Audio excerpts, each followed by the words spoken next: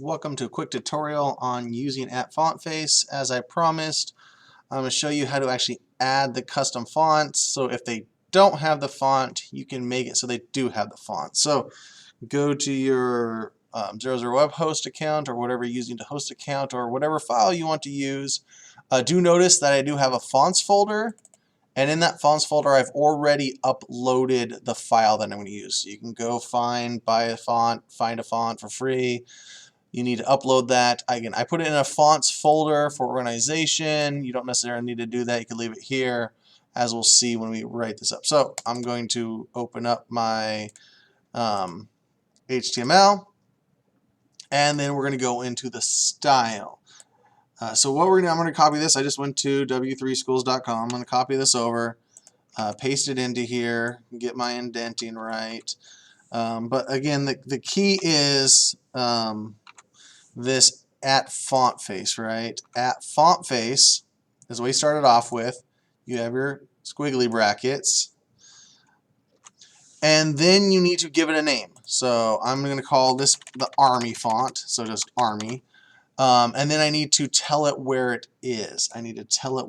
So remember, I put it in my font folder, and then I'm going to slash, and then I'm going to go ahead and type in the name of it, which is just army.tff.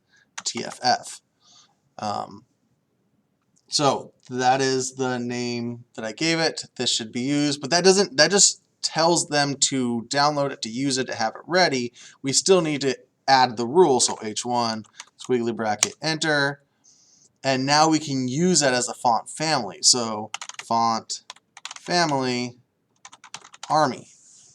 So again, this is what I just named it. Kind of like when you use an ID or anything like that, you need to just make sure everything's named the same.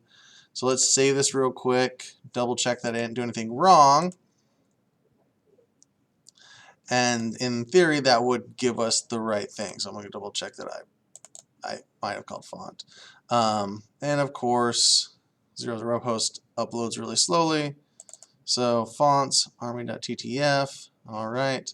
We'll go back. This is where you double check everything. Open this back up again, and it keeps opening my HTTP access.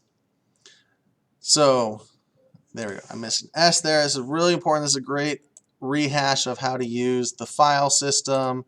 Everything needs to match. So now when I save this, I'm feeling a little confident.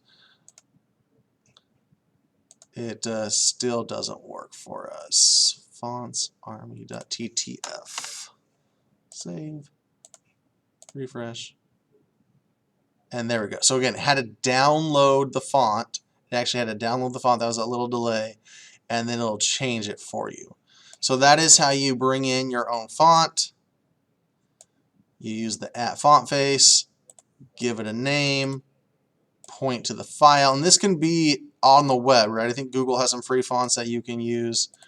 And then you actually just write the rule. So you need to actually tell the browser to bring it in, and then you can use as a rule. You created your own little font called Army. So that is how you bring in your own font. Have a great day. We'll see you next lesson.